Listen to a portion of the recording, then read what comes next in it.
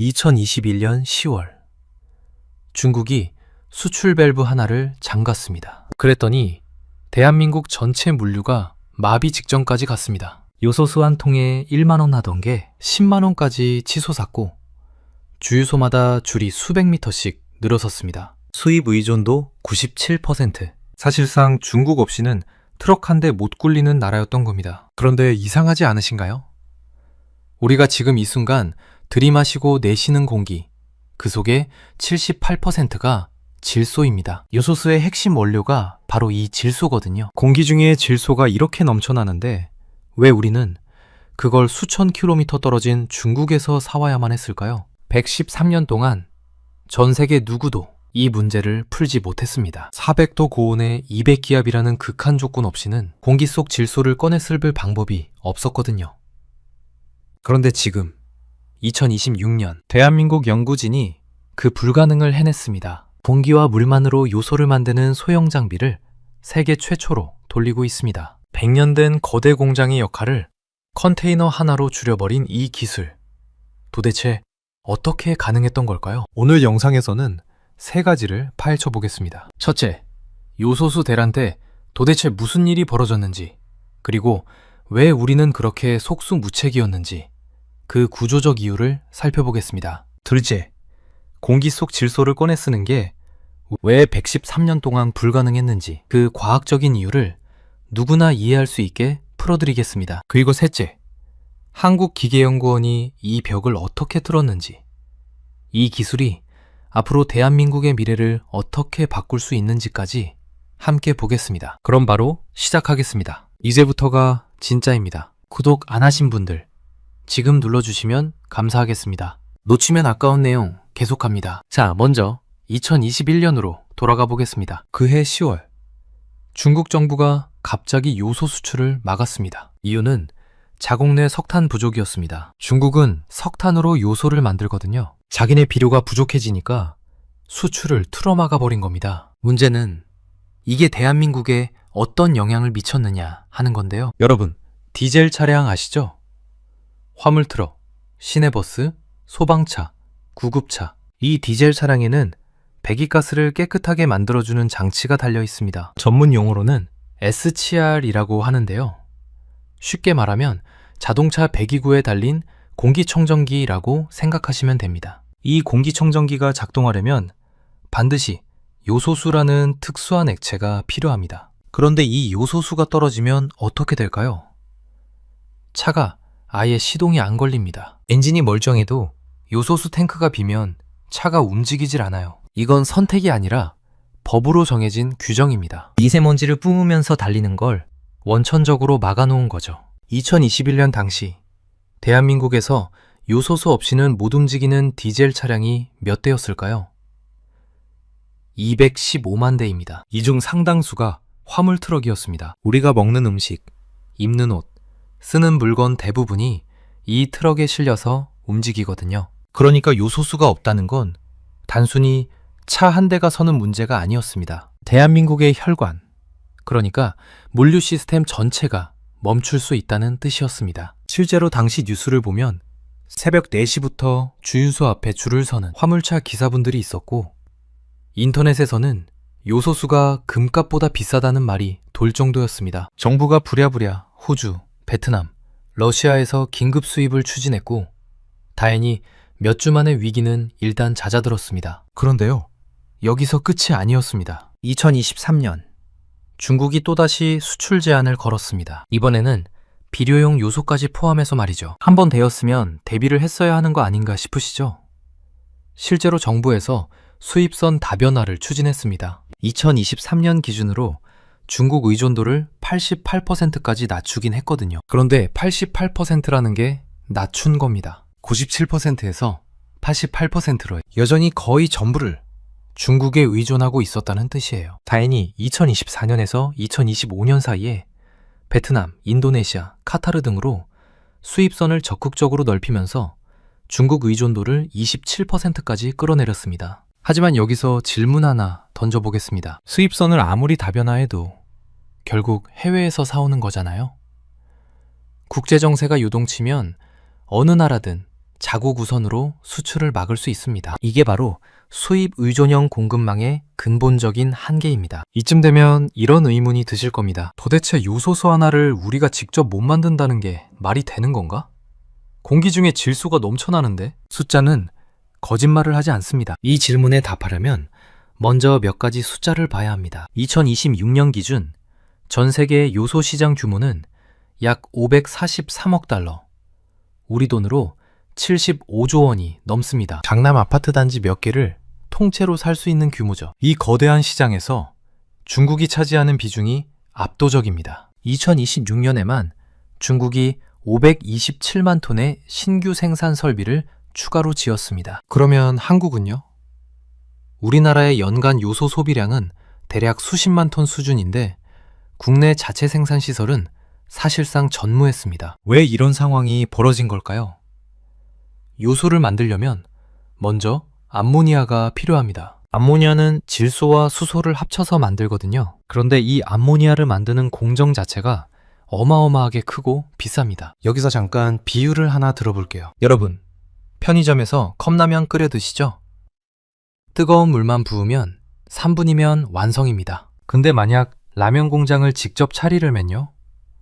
밀가루를 반죽하는 기계, 면을 뽑는 기계, 튀기는 기계, 포장하는 기계, 최소 축구장 몇 개 크기의 공장이 필요합니다. 요소 생산이 딱 이겁니다. 소비는 편의점 수준으로 간단한데 생산은 거대 공장이 아니면 불가능했던 거예요. 이 거대 공장 시스템의 이름이 바로 하버 보슈 공정입니다. 1913년에 독일의 화학자 프리츠 하버와 카를 보슈가 개발한 기술이에요. 두 사람 다 이 공로로 노벨상을 받았습니다. 그만큼 대단한 발명이었거든요. 실제로 이 기술이 없었으면 지금 전 세계 인구 중 약 20억 명은 태어나지 못했을 거라는 연구 결과도 있습니다. 비료를 대량 생산할 수 있게 해줬으니까요. 그런데 이 113년 된 기술에는 치명적인 한계가 있었습니다. 암모니아를 만들려면 질소와 수소를 섭씨 400도에서 500도의 고온, 그리고 200기압 이상의 고압 환경에서 반응시켜야 합니다. 200기압이 어느 정도냐면요,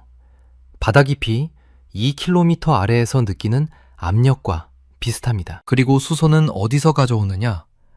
천연가스나 석탄에서 뽑아냅니다. 결국 화석 연료가 필수인 거죠. 이게 무슨 뜻일까요?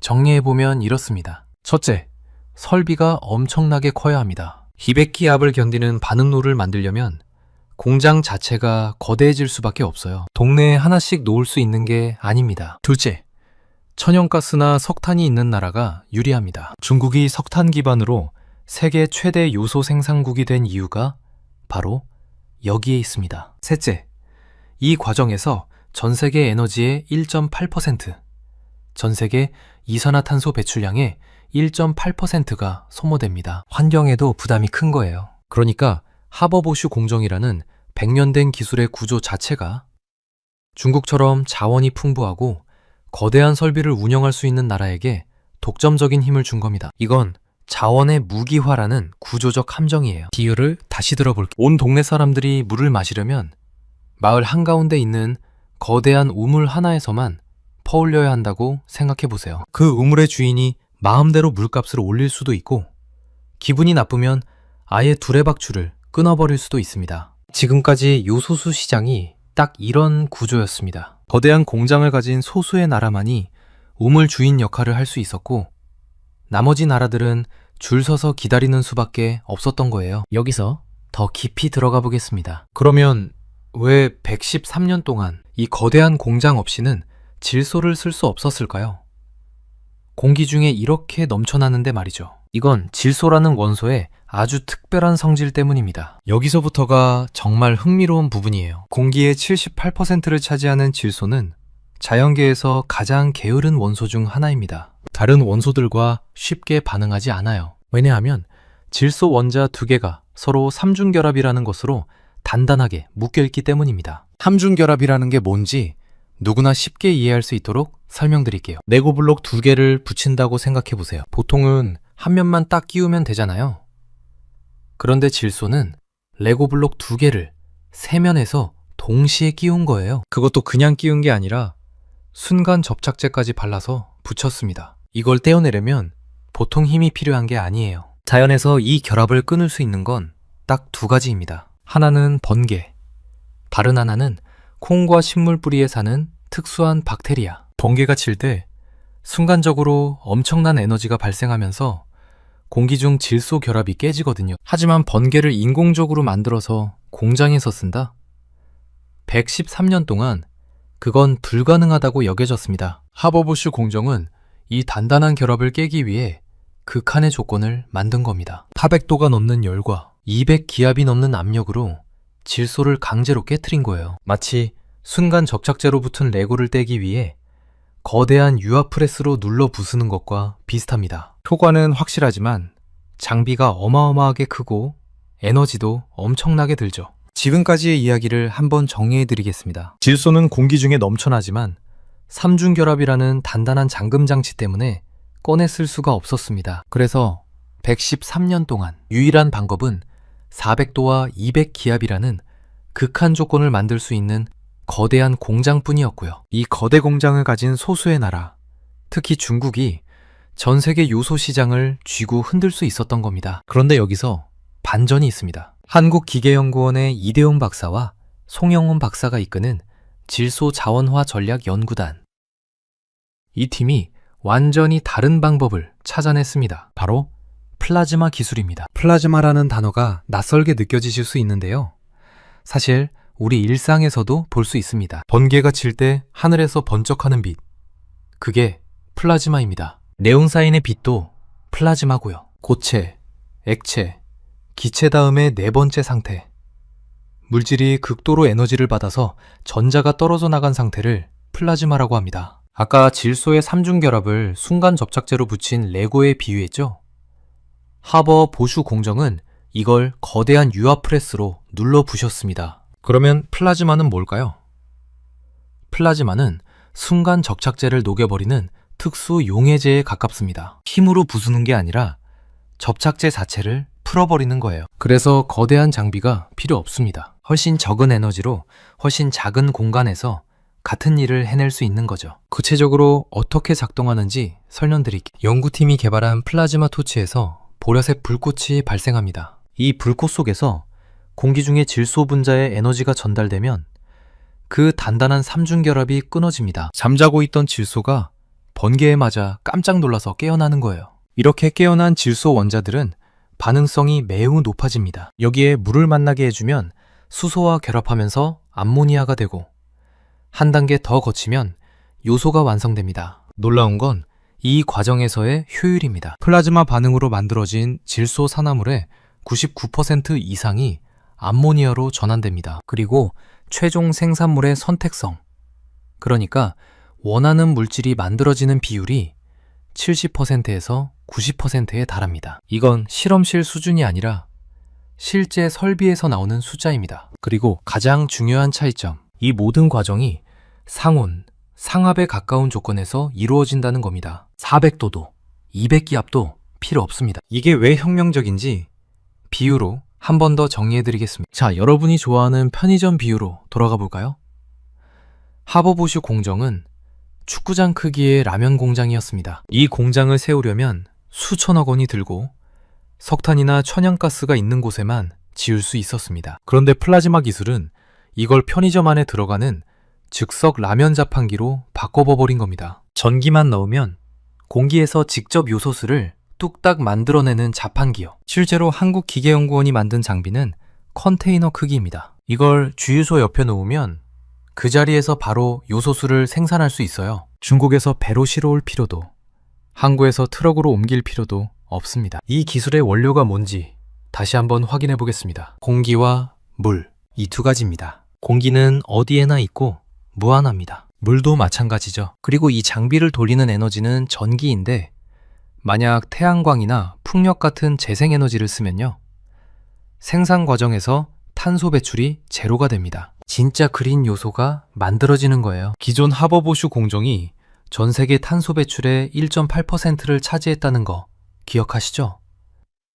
이 새로운 기술은 그 탄소 배출을 원천적으로 없앨 수 있는 가능성을 가지고 있습니다. 그러면 이 기술이 지금 어디까지 와 있는 건지 궁금하실 텐데요. 2022년 4월부터 과학기술정보통신부와 환경부가 합동으로 추진한 혁신도전 프로젝트가 있었습니다. 플라즈마 활용 폐유기물 고부가 가치 기초원료화라는 긴 이름의 프로젝트인데요.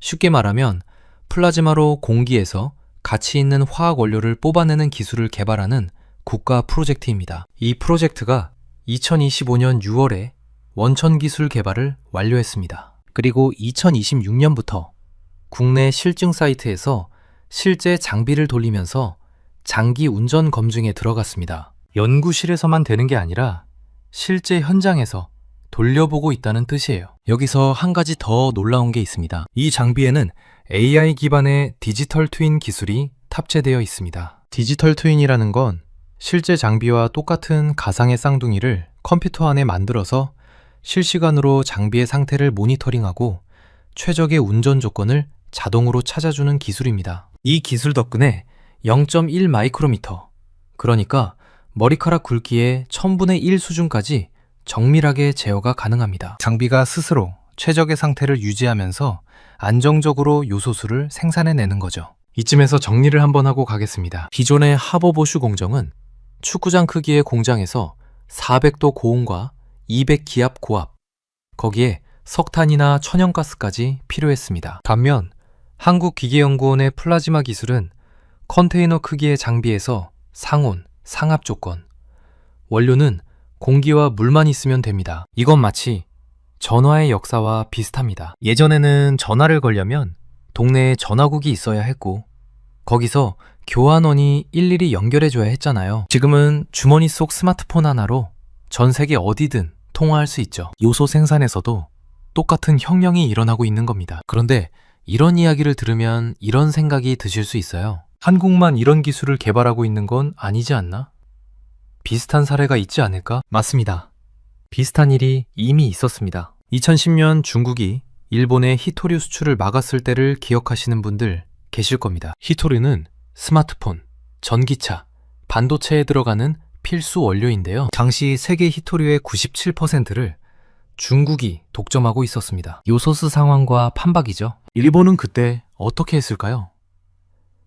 두 가지를 동시에 했습니다. 하나는 중국 외의 수입처를 찾는 것, 다른 하나는 히토류를 덜 쓰거나 대체할 수 있는 기술을 개발하는 것이었습니다. 결과적으로 일본은 히토류 사용량을 크게 줄이는 데 성공했고 중국의 무기와 전략은 힘을 잃었습니다. 우리나라도 2019년 일본이 반도체 핵심 소재 3종의 수출을 규제했을 때 비슷한 경험을 했죠. 불화수소, 포토레지스트, 플루오링 폴리이미드, 이 세 가지 소재를 일본에서 막으니까 반도체 공장이 멈출 뻔했습니다. 그런데 어떻게 됐나요? 국산화에 성공했습니다. 위기가 기회가 된 거죠. 요소수 문제도 같은 맥락입니다. 2021년에 위기가 없었으면 플라즈마 소형 장비 개발에 이렇게 속도가 붙었을까요?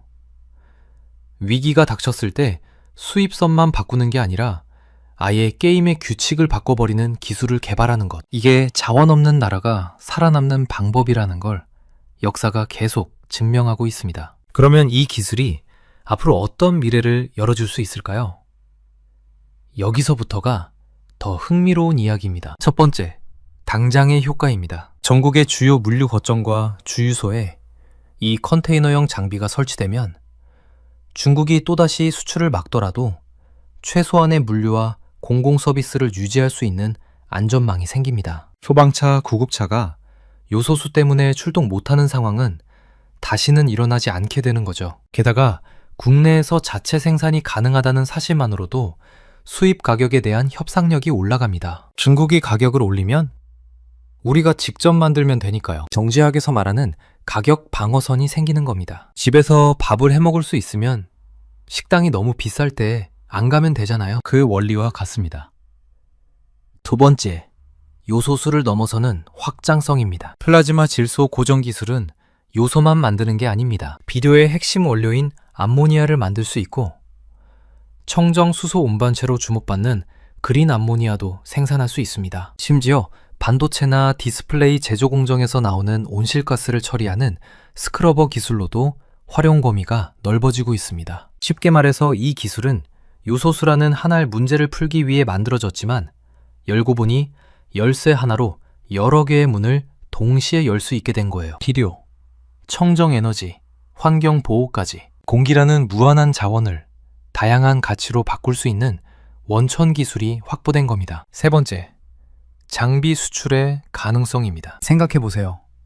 요소수가 필요한 나라는 한국만이 아닙니다. 전 세계 모든 나라에 디젤 차량이 있고 모든 나라에 농업이 있습니다. 만약 이 컨테이너형 장비를 표준화하고 양산 체계를 갖추면 한국이 요소 장비 수출국이 될 수 있습니다. 요소를 수입하던 나라에서 요소 생산 장비를 수출하는 나라로 위치가 완전히 뒤바뀌는 거죠. 하지만 여기서 균형 잡힌 시각도 필요합니다. 이 기술이 만능은 아닙니다. 솔직하게 말씀드리면 몇 가지 과제가 남아 있습니다. 첫째, 전력 비용입니다. 플라즈마를 발생시키려면 전기가 필요합니다. 2026년 기준 전력 단가가 이 기술의 경제성을 결정하는 핵심 변수입니다. 중국의 석탄 기반 대형 공장은 워낙 규모의 경제가 있기 때문에 가격 경쟁에서 이기려면 전력 효율을 더 끌어올려야 합니다. 재생에너지 가격이 계속 떨어지고 있다는 건 희망적인 부분이지만 당장 내일 모든 수입 요소를 대체할 수 있다고 보기는 어렵습니다. 둘째,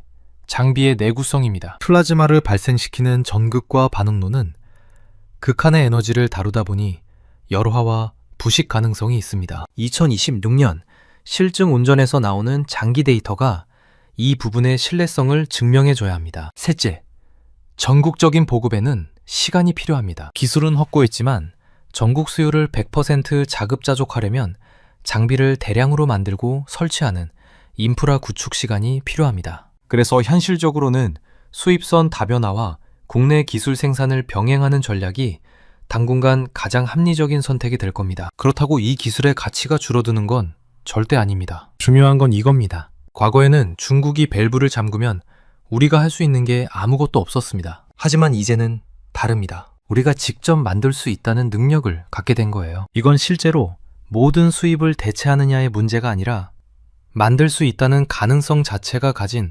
전략적 무게가 다른 겁니다. 비유를 한 번 더 들어볼게요. 여러분, 집에 비상식량이 있다고 생각해 보세요. 평소에는 마트에서 장을 봅니다. 그게 더 싸고 편하니까요. 하지만 태풍이 와서 마트가 문을 닫으면 비상식량이 있는 집과 없는 집은 완전히 다른 상황에 놓이게 됩니다. 플라즈마 소형 장비는 대한민국의 비상식량인 거예요. 평상시에는 수입이 더 경제적일 수 있지만 위기가 닥쳤을 때 이 기술이 국가 전체를 지켜주는 안전망이 되는 겁니다. 이제 오늘 내용을 핵심만 정리해 드리겠습니다. 첫째, 2021년 요소수 대란은 수입 의존도 97%라는 공급망 설계의 결함을 적나라하게 드러냈습니다. 중국이라는 단일 수도꼭지에 대한민국의 물류 전체가 매달려 있었던 거죠. 둘째, 그 뒤에는 하버보슈 공정이라는 113년 된 기술에 구조적 한계가 있었습니다. 거대한 공장에서만 가능한 생산 방식이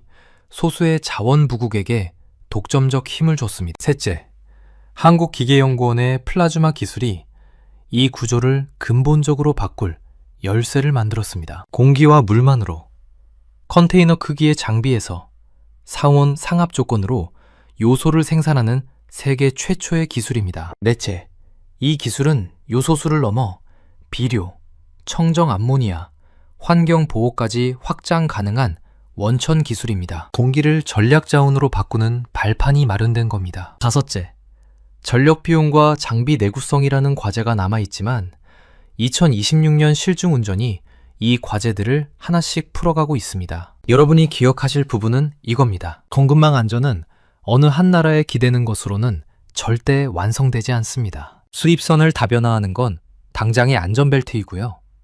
자체 생산 기술을 확보하는 건 미래의 에어백입니다. 지금 대한민국은 안전벨트를 메고 에어백까지 장착한 상태로 가고 있는 겁니다. 그리고 이건 요소수만의 이야기가 아닙니다. 반도체 소재, 희토류, 배터리 원료, 어떤 원자재든 특정 국가에 대한 의존도가 높으면 같은 일이 반복될 수 있습니다. 그래서 기술 자립이 중요한 겁니다. 위기가 닥치기 전에 준비하는 것.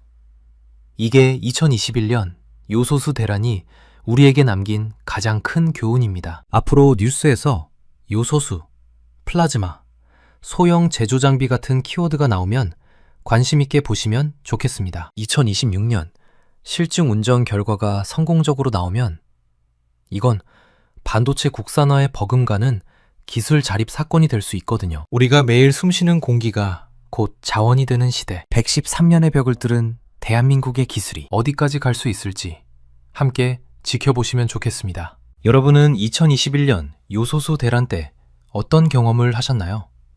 그리고 이런 공급망 위기에 대비해서 우리가 개인적으로 할 수 있는 일은 뭐가 있을지 댓글로 의견 나눠주시면 감사하겠습니다. 오늘 영상은 여기까지입니다. 긴 영상 끝까지 시청해주셔서 감사합니다. 구독과 좋아요 한 번씩만 눌러주시면 정말 큰 힘이 됩니다. 2021년 10월 중국이 수출 밸브 하나를 잠갔습니다. 그랬더니 대한민국 전체 물류가 마비 직전까지 갔습니다. 요소수 한 통에 1만원 하던 게 10만원까지 치솟았고 주유소마다 줄이 수백 미터씩 늘어섰습니다. 수입 의존도 97%. 사실상 중국 없이는 트럭 한 대 못 굴리는 나라였던 겁니다. 그런데 이상하지 않으신가요?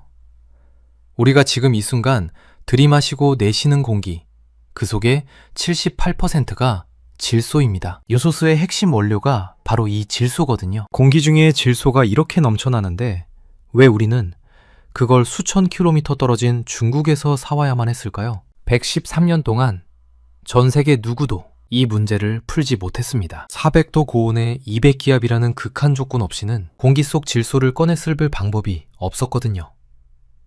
그런데 지금 2026년 대한민국 연구진이 그 불가능을 해냈습니다. 공기와 물만으로 요소를 만드는 소형 장비를 세계 최초로 돌리고 있습니다. 100년 된 거대 공장의 역할을 컨테이너 하나로 줄여버린 이 기술. 도대체 어떻게 가능했던 걸까요? 오늘 영상에서는 세 가지를 파헤쳐 보겠습니다. 첫째, 요소수 대란 때 도대체 무슨 일이 벌어졌는지, 그리고 왜 우리는 그렇게 속수무책이었는지 그 구조적 이유를 살펴보겠습니다. 둘째, 공기 속 질소를 꺼내 쓰는 게 왜 113년 동안 불가능했는지 그 과학적인 이유를 누구나 이해할 수 있게 풀어드리겠습니다. 그리고 셋째, 한국기계연구원이 이 벽을 어떻게 뚫었는지, 이 기술이 앞으로 대한민국의 미래를 어떻게 바꿀 수 있는지까지 함께 보겠습니다. 그럼 바로 시작하겠습니다. 이제부터가 진짜입니다. 구독 안 하신 분들 지금 눌러주시면 감사하겠습니다. 놓치면 아까운 내용 계속합니다. 자, 먼저 2021년으로 돌아가 보겠습니다. 그해 10월 중국 정부가 갑자기 요소 수출을 막았습니다. 이유는 자국 내 석탄 부족이었습니다. 중국은 석탄으로 요소를 만들거든요. 자기네 비료가 부족해지니까 수출을 틀어막아 버린 겁니다. 문제는 이게 대한민국에 어떤 영향을 미쳤느냐 하는 건데요. 여러분, 디젤 차량 아시죠? 화물트럭, 시내버스, 소방차, 구급차. 이 디젤 차량에는 배기가스를 깨끗하게 만들어주는 장치가 달려 있습니다. 전문 용어로는 SCR이라고 하는데요. 쉽게 말하면 자동차 배기구에 달린 공기청정기라고 생각하시면 됩니다. 이 공기청정기가 작동하려면 반드시 요소수라는 특수한 액체가 필요합니다. 그런데 이 요소수가 떨어지면 어떻게 될까요? 차가 아예 시동이 안 걸립니다. 엔진이 멀쩡해도 요소수 탱크가 비면 차가 움직이질 않아요. 이건 선택이 아니라 법으로 정해진 규정입니다. 미세먼지를 뿜으면서 달리는 걸 원천적으로 막아놓은 거죠. 2021년 당시 대한민국에서 요소수 없이는 못 움직이는 디젤 차량이 몇 대였을까요? 215만 대입니다. 이 중 상당수가 화물트럭이었습니다. 우리가 먹는 음식, 입는 옷, 쓰는 물건 대부분이 이 트럭에 실려서 움직이거든요. 그러니까 요소수가 없다는 건 단순히 차 한 대가 서는 문제가 아니었습니다. 대한민국의 혈관, 그러니까 물류 시스템 전체가 멈출 수 있다는 뜻이었습니다. 실제로 당시 뉴스를 보면 새벽 4시부터 주유소 앞에 줄을 서는 화물차 기사분들이 있었고, 인터넷에서는 요소수가 금값보다 비싸다는 말이 돌 정도였습니다. 정부가 부랴부랴 호주, 베트남, 러시아에서 긴급 수입을 추진했고 다행히 몇 주 만에 위기는 일단 잦아들었습니다. 그런데요, 여기서 끝이 아니었습니다. 2023년 중국이 또다시 수출 제한을 걸었습니다. 이번에는 비료용 요소까지 포함해서 말이죠. 한 번 되었으면 대비를 했어야 하는 거 아닌가 싶으시죠? 실제로 정부에서 수입선 다변화를 추진했습니다. 2023년 기준으로 중국 의존도를 88%까지 낮추긴 했거든요. 그런데 88%라는 게 낮춘 겁니다. 97%에서 88%로 여전히 거의 전부를 중국에 의존하고 있었다는 뜻이에요. 다행히 2024년에서 2025년 사이에 베트남, 인도네시아, 카타르 등으로 수입선을 적극적으로 넓히면서 중국 의존도를 27%까지 끌어내렸습니다. 하지만 여기서 질문 하나 던져보겠습니다. 수입선을 아무리 다변화해도 결국 해외에서 사오는 거잖아요. 국제정세가 요동치면 어느 나라든 자국 우선으로 수출을 막을 수 있습니다. 이게 바로 수입 의존형 공급망의 근본적인 한계입니다. 이쯤 되면 이런 의문이 드실 겁니다. 도대체 요소수 하나를 우리가 직접 못 만든다는 게 말이 되는 건가? 공기 중에 질소가 넘쳐나는데? 숫자는 거짓말을 하지 않습니다. 이 질문에 답하려면 먼저 몇 가지 숫자를 봐야 합니다. 2026년 기준 전 세계 요소 시장 규모는 약 543억 달러, 우리 돈으로 75조 원이 넘습니다. 강남 아파트 단지 몇 개를 통째로 살 수 있는 규모죠. 이 거대한 시장에서 중국이 차지하는 비중이 압도적입니다. 2026년에만 중국이 527만 톤의 신규 생산 설비를 추가로 지었습니다. 그러면 한국은요? 우리나라의 연간 요소 소비량은 대략 수십만 톤 수준인데 국내 자체 생산 시설은 사실상 전무했습니다. 왜 이런 상황이 벌어진 걸까요? 요소를 만들려면 먼저 암모니아가 필요합니다. 암모니아는 질소와 수소를 합쳐서 만들거든요. 그런데 이 암모니아를 만드는 공정 자체가 어마어마하게 크고 비쌉니다. 여기서 잠깐 비유를 하나 들어볼게요. 여러분, 편의점에서 컵라면 끓여 드시죠? 뜨거운 물만 부으면 3분이면 완성입니다. 근데 만약 라면 공장을 직접 차리려면요? 밀가루를 반죽하는 기계, 면을 뽑는 기계, 튀기는 기계, 포장하는 기계, 최소 축구장 몇 개 크기의 공장이 필요합니다. 요소 생산이 딱 이겁니다. 소비는 편의점 수준으로 간단한데 생산은 거대 공장이 아니면 불가능했던 거예요. 이 거대 공장 시스템의 이름이 바로 하버 보슈 공정입니다. 1913년에 독일의 화학자 프리츠 하버와 카를 보슈가 개발한 기술이에요. 두 사람 다 이 공로로 노벨상을 받았습니다. 그만큼 대단한 발명이었거든요. 실제로 이 기술이 없었으면 지금 전 세계 인구 중 약 20억 명은 태어나지 못했을 거라는 연구 결과도 있습니다. 비료를 대량 생산할 수 있게 해줬으니까요. 그런데 이 113년 된 기술에는 치명적인 한계가 있었습니다. 암모니아를 만들려면 질소와 수소를 섭씨 400도에서 500도의 고온, 그리고 200기압 이상의 고압 환경에서 반응시켜야 합니다. 200기압이 어느 정도냐면요, 바다 깊이 2km 아래에서 느끼는 압력과 비슷합니다. 그리고 수소는 어디서 가져오느냐? 천연가스나 석탄에서 뽑아냅니다. 결국 화석 연료가 필수인 거죠. 이게 무슨 뜻일까요?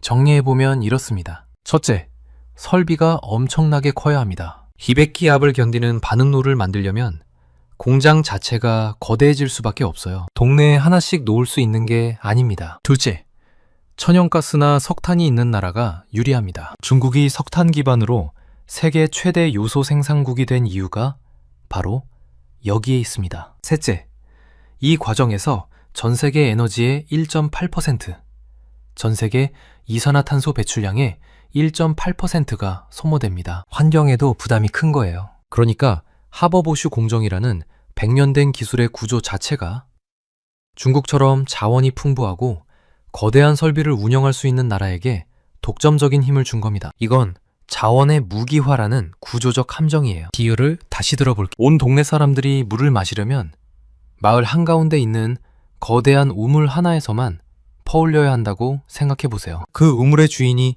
마음대로 물값을 올릴 수도 있고 기분이 나쁘면 아예 두레박줄을 끊어버릴 수도 있습니다. 지금까지 요소수 시장이 딱 이런 구조였습니다. 거대한 공장을 가진 소수의 나라만이 우물 주인 역할을 할 수 있었고 나머지 나라들은 줄 서서 기다리는 수밖에 없었던 거예요. 여기서 더 깊이 들어가 보겠습니다. 그러면 왜 113년 동안 이 거대한 공장 없이는 질소를 쓸 수 없었을까요?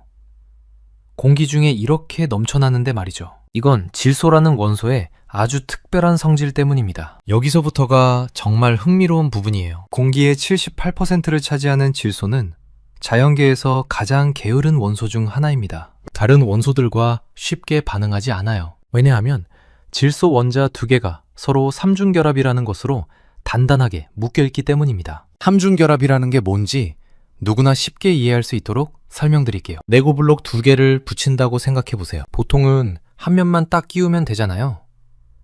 그런데 질소는 레고블록 두 개를 세 면에서 동시에 끼운 거예요. 그것도 그냥 끼운 게 아니라 순간 접착제까지 발라서 붙였습니다. 이걸 떼어내려면 보통 힘이 필요한 게 아니에요. 자연에서 이 결합을 끊을 수 있는 건 딱 두 가지입니다. 하나는 번개, 다른 하나는 콩과 식물 뿌리에 사는 특수한 박테리아. 번개가 칠 때 순간적으로 엄청난 에너지가 발생하면서 공기 중 질소 결합이 깨지거든요. 하지만 번개를 인공적으로 만들어서 공장에서 쓴다?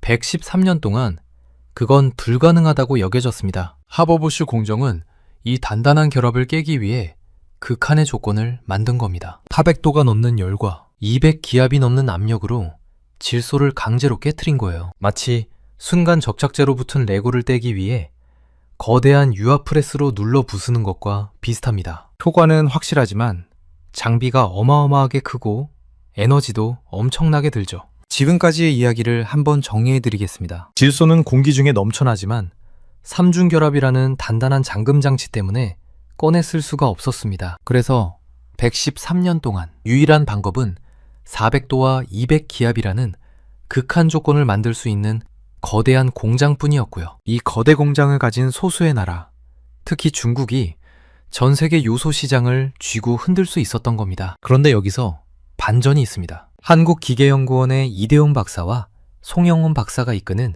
질소 자원화 전략 연구단. 이 팀이 완전히 다른 방법을 찾아냈습니다. 바로 플라즈마 기술입니다. 플라즈마라는 단어가 낯설게 느껴지실 수 있는데요. 사실 우리 일상에서도 볼 수 있습니다. 번개가 칠 때 하늘에서 번쩍하는 빛. 그게 플라즈마입니다. 네온사인의 빛도 플라즈마고요. 고체, 액체, 기체 다음에 네 번째 상태. 물질이 극도로 에너지를 받아서 전자가 떨어져 나간 상태를 플라즈마라고 합니다. 아까 질소의 삼중결합을 순간 접착제로 붙인 레고에 비유했죠? 하버 보슈 공정은 이걸 거대한 유압 프레스로 눌러 부셨습니다. 그러면 플라즈마는 뭘까요?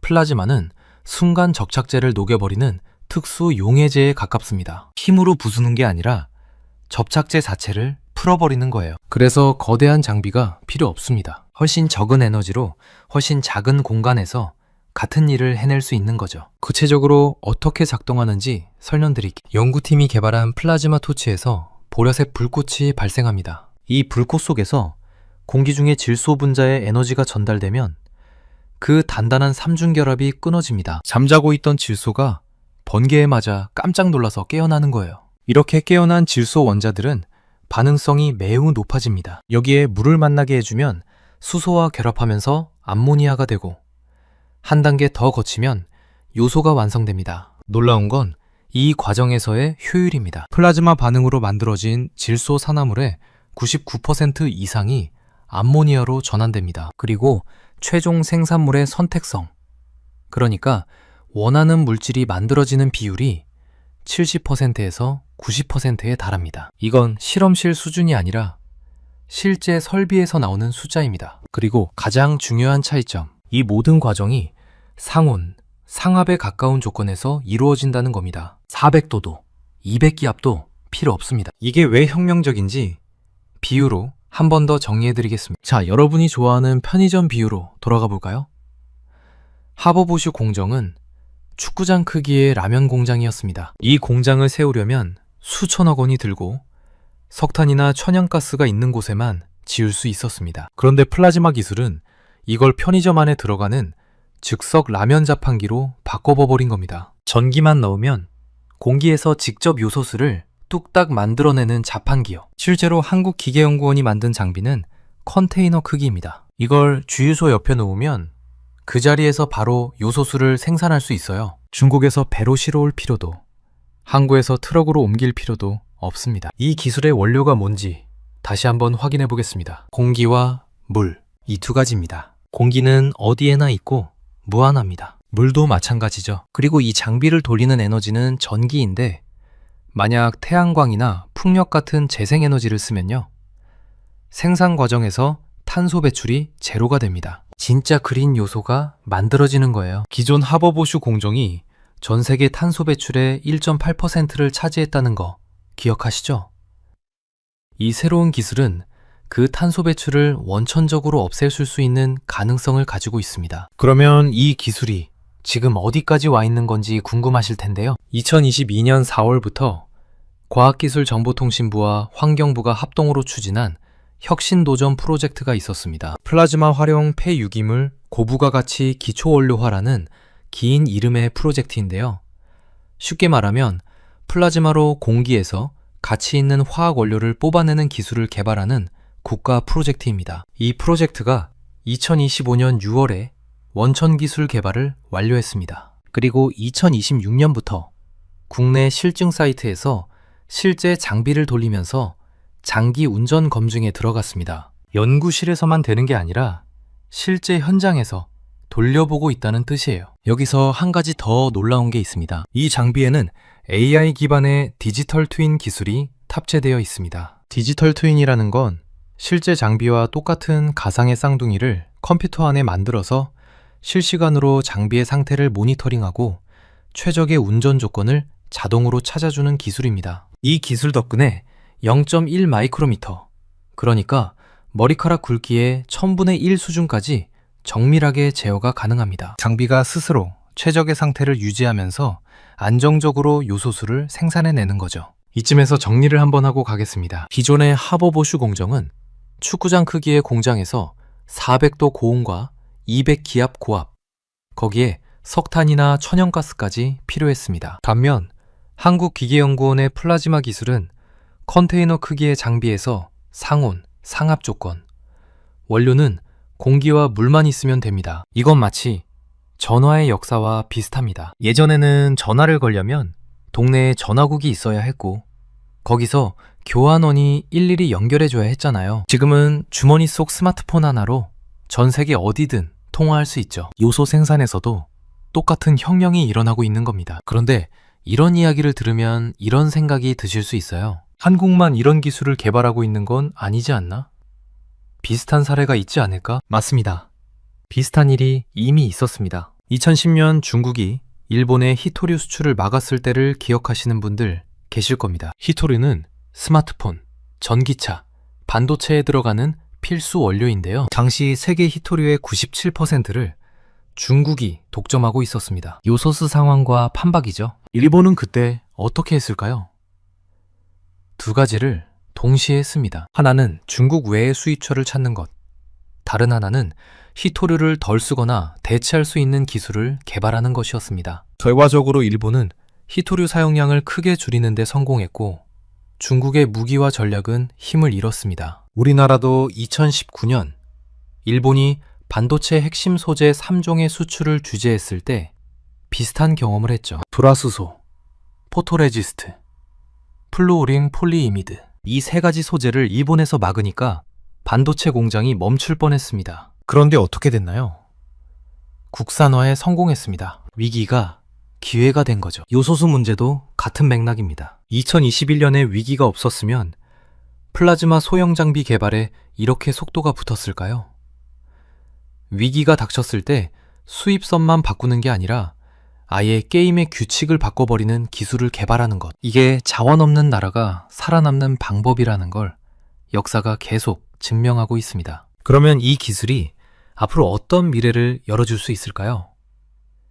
여기서부터가 더 흥미로운 이야기입니다. 첫 번째, 당장의 효과입니다. 전국의 주요 물류 거점과 주유소에 이 컨테이너형 장비가 설치되면 중국이 또다시 수출을 막더라도 최소한의 물류와 공공 서비스를 유지할 수 있는 안전망이 생깁니다. 소방차, 구급차가 요소수 때문에 출동 못하는 상황은 다시는 일어나지 않게 되는 거죠. 게다가 국내에서 자체 생산이 가능하다는 사실만으로도 수입 가격에 대한 협상력이 올라갑니다. 중국이 가격을 올리면 우리가 직접 만들면 되니까요. 정제학에서 말하는 가격 방어선이 생기는 겁니다. 집에서 밥을 해 먹을 수 있으면 식당이 너무 비쌀 때 안 가면 되잖아요. 그 원리와 같습니다. 두 번째, 요소수를 넘어서는 확장성입니다. 플라즈마 질소 고정 기술은 요소만 만드는 게 아닙니다. 비료의 핵심 원료인 암모니아를 만들 수 있고 청정 수소 운반체로 주목받는 그린 암모니아도 생산할 수 있습니다. 심지어 반도체나 디스플레이 제조 공정에서 나오는 온실가스를 처리하는 스크러버 기술로도 활용 범위가 넓어지고 있습니다. 쉽게 말해서 이 기술은 요소수라는 하나의 문제를 풀기 위해 만들어졌지만 열고 보니 열쇠 하나로 여러 개의 문을 동시에 열 수 있게 된 거예요. 비료, 청정에너지, 환경보호까지 공기라는 무한한 자원을 다양한 가치로 바꿀 수 있는 원천 기술이 확보된 겁니다. 세 번째, 장비 수출의 가능성입니다. 생각해보세요. 요소수가 필요한 나라는 한국만이 아닙니다. 전 세계 모든 나라에 디젤 차량이 있고 모든 나라에 농업이 있습니다. 만약 이 컨테이너형 장비를 표준화하고 양산 체계를 갖추면 한국이 요소 장비 수출국이 될 수 있습니다. 요소를 수입하던 나라에서 요소 생산 장비를 수출하는 나라로 위치가 완전히 뒤바뀌는 거죠. 하지만 여기서 균형 잡힌 시각도 필요합니다. 이 기술이 만능은 아닙니다. 솔직하게 말씀드리면 몇 가지 과제가 남아 있습니다. 첫째, 전력 비용입니다. 플라즈마를 발생시키려면 전기가 필요합니다. 2026년 기준 전력 단가가 이 기술의 경제성을 결정하는 핵심 변수입니다. 중국의 석탄 기반 대형 공장은 워낙 규모의 경제가 있기 때문에 가격 경쟁에서 이기려면 전력 효율을 더 끌어올려야 합니다. 재생에너지 가격이 계속 떨어지고 있다는 건 희망적인 부분이지만 당장 내일 모든 수입 요소를 대체할 수 있다고 보기는 어렵습니다. 둘째, 장비의 내구성입니다. 플라즈마를 발생시키는 전극과 반응로는 극한의 에너지를 다루다 보니 열화와 부식 가능성이 있습니다. 2026년 실증 운전에서 나오는 장기 데이터가 이 부분의 신뢰성을 증명해줘야 합니다. 셋째, 전국적인 보급에는 시간이 필요합니다. 기술은 확고했지만 전국 수요를 100% 자급자족하려면 장비를 대량으로 만들고 설치하는 인프라 구축 시간이 필요합니다. 그래서 현실적으로는 수입선 다변화와 국내 기술 생산을 병행하는 전략이 당분간 가장 합리적인 선택이 될 겁니다. 그렇다고 이 기술의 가치가 줄어드는 건 절대 아닙니다. 중요한 건 이겁니다. 과거에는 중국이 밸브를 잠그면 우리가 할 수 있는 게 아무것도 없었습니다. 하지만 이제는 다릅니다. 우리가 직접 만들 수 있다는 능력을 갖게 된 거예요. 이건 실제로 모든 수입을 대체하느냐의 문제가 아니라 만들 수 있다는 가능성 자체가 가진 전략적 무게가 다른 겁니다. 비유를 한 번 더 들어볼게요. 여러분, 집에 비상식량이 있다고 생각해 보세요. 평소에는 마트에서 장을 봅니다. 그게 더 싸고 편하니까요. 하지만 태풍이 와서 마트가 문을 닫으면 비상식량이 있는 집과 없는 집은 완전히 다른 상황에 놓이게 됩니다. 플라즈마 소형 장비는 대한민국의 비상식량인 거예요. 평상시에는 수입이 더 경제적일 수 있지만 위기가 닥쳤을 때 이 기술이 국가 전체를 지켜주는 안전망이 되는 겁니다. 이제 오늘 내용을 핵심만 정리해드리겠습니다. 첫째, 2021년 요소수 대란은 수입 의존도 97%라는 공급망 설계의 결함을 적나라하게 드러냈습니다. 중국이라는 단일 수도꼭지에 대한민국의 물류 전체가 매달려 있었던 거죠. 둘째, 그 뒤에는 하버보슈 공정이라는 113년 된 기술에 구조적 한계가 있었습니다. 거대한 공장에서만 가능한 생산 방식이 소수의 자원부국에게 독점적 힘을 줬습니다. 셋째, 한국기계연구원의 플라즈마 기술이 이 구조를 근본적으로 바꿀 열쇠를 만들었습니다. 공기와 물만으로 컨테이너 크기의 장비에서 상온 상압 조건으로 요소를 생산하는 세계 최초의 기술입니다. 넷째, 이 기술은 요소수를 넘어 비료, 청정 암모니아, 환경 보호까지 확장 가능한 원천 기술입니다. 공기를 전략 자원으로 바꾸는 발판이 마련된 겁니다. 다섯째, 전력 비용과 장비 내구성이라는 과제가 남아있지만 2026년 실증 운전이 이 과제들을 하나씩 풀어가고 있습니다. 여러분이 기억하실 부분은 이겁니다. 공급망 안전은 어느 한 나라에 기대는 것으로는 절대 완성되지 않습니다. 수입선을 다변화하는 건 당장의 안전벨트이고요. 자체 생산 기술을 확보하는 건 미래의 에어백입니다. 지금 대한민국은 안전벨트를 메고 에어백까지 장착한 상태로 가고 있는 겁니다. 그리고 이건 요소수만의 이야기가 아닙니다. 반도체 소재, 희토류, 배터리 원료, 어떤 원자재든 특정 국가에 대한 의존도가 높으면 같은 일이 반복될 수 있습니다. 그래서 기술 자립이 중요한 겁니다. 위기가 닥치기 전에 준비하는 것. 이게 2021년 요소수 대란이 우리에게 남긴 가장 큰 교훈입니다. 앞으로 뉴스에서 요소수, 플라즈마, 소형 제조 장비 같은 키워드가 나오면 관심 있게 보시면 좋겠습니다. 2026년 실증 운전 결과가 성공적으로 나오면 이건 반도체 국산화에 버금가는 기술 자립 사건이 될 수 있거든요. 우리가 매일 숨쉬는 공기가 곧 자원이 되는 시대. 113년의 벽을 뚫은 대한민국의 기술이 어디까지 갈 수 있을지 함께 지켜보시면 좋겠습니다. 여러분은 2021년 요소수 대란 때 어떤 경험을 하셨나요? 그리고 이런 공급망 위기에 대비해서 우리가 개인적으로 할 수 있는 일은 뭐가 있을지 댓글로 의견 나눠주시면 감사하겠습니다. 오늘 영상은 여기까지입니다. 긴 영상 끝까지 시청해주셔서 감사합니다. 구독과 좋아요 한 번씩만 눌러주시면 정말 큰 힘이 됩니다.